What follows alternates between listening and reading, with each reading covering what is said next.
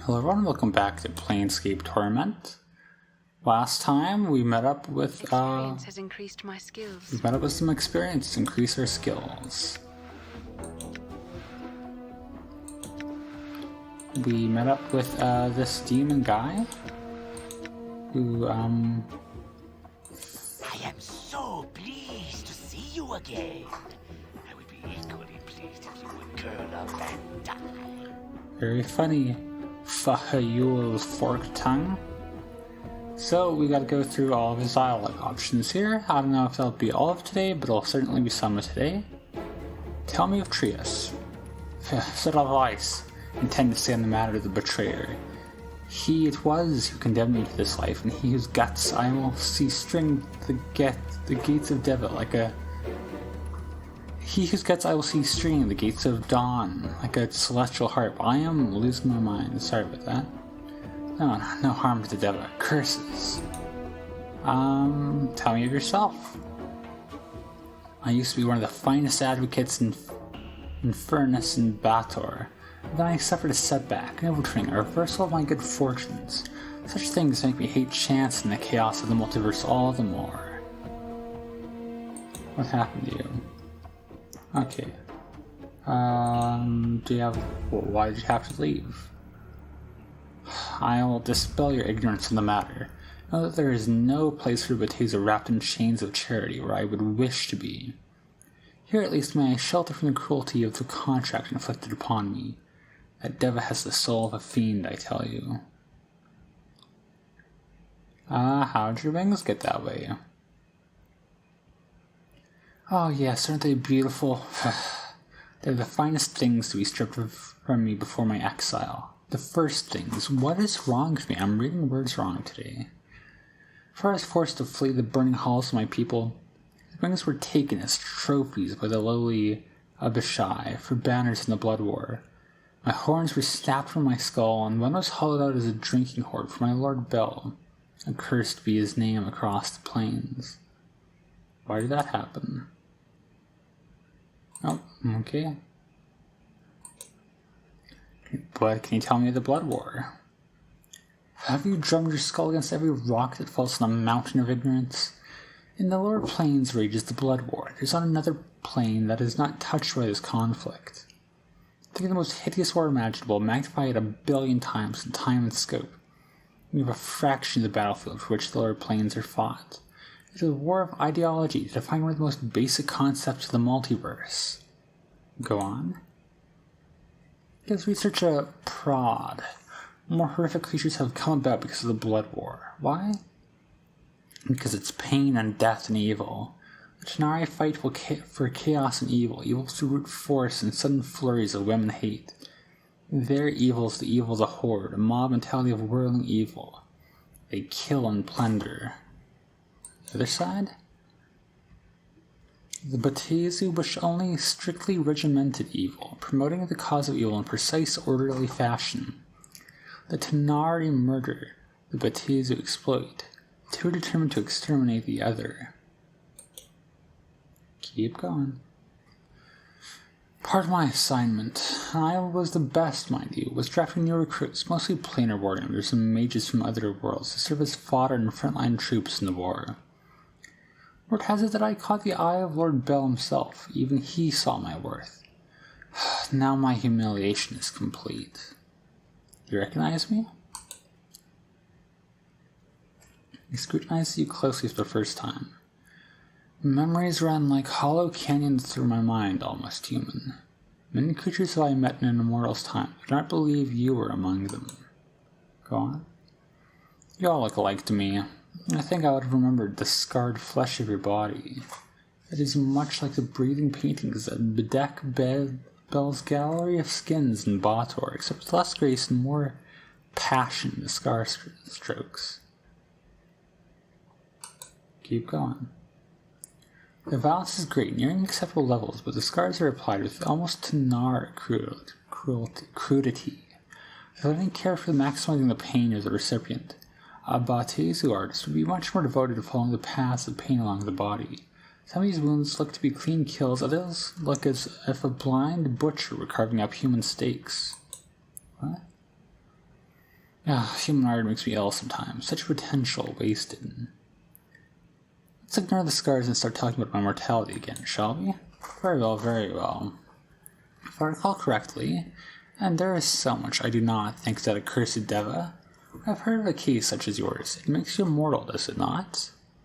You betcha.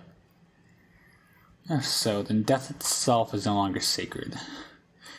He says fair way too many times. In my day, immortals remained so and knew their place. Now everybody and their mother has the disease of eternal boredom.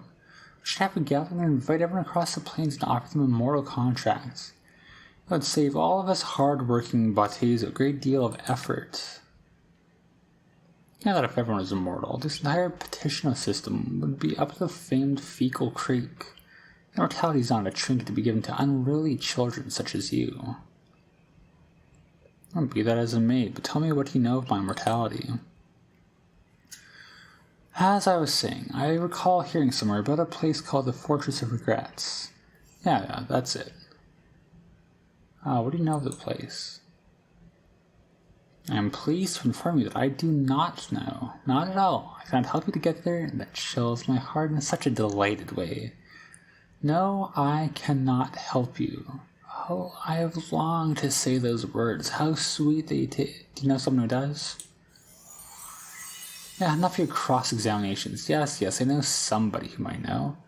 On Bothwell lies a pillar of betrayers, liars, and sages. It's by their nature, their knowledge is considerable. They might know where you can find this Fortress of Regrets. How do we get to Bothor? Updated my journal. Hold on, Chief. Bothor is bad news. He is pulling out on us, and even if there is a pillar of skulls, we can probably find someone else who knows how to reach this fortress without going to one of the most dangerous planes in the multiverse. Of course, you'd be averse to the pillar of skulls, Morty.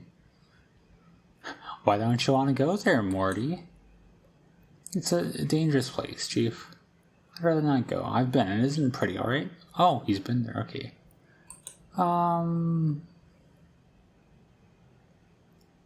Where is this place? A blasted crater in the Outlands that reflects the emptiness and hollowness of my life. I need little. Marrow from the creature supplies me with food, and the peculiar energies of this place prevent scrying fools from finding me. Though idiots apparently can still find their way here. What is this creature? This is the skeleton of Ulgoris, the father of the Garisto. They're living bear-like siege towers, juggernauts of chaos, huge, practically unstoppable, highly resistant to magic, and Ulgoris' bones, in the crater where he fell to his death, radiate much enchantment that prevents magic to spy me, keeping this pitiful frame alive for a few more desperate years. Do you not have another... What makes your life so empty? How do you walk the scalding streets of death and smell the sweet stench of burning of flesh, breathe deep the poisonous vapors of Stygia's ice flows, led armies through the night-lit palaces? You would not ask this question, airman. So what happened to you? That accursed Deva is what happened to me. So secure I was, so sure. Stripped from my power like a fledgling. No wonder it is that the hordes of Bathor's marshals seek me. Tell me, with Trias, is that going to be a loop back? Yes.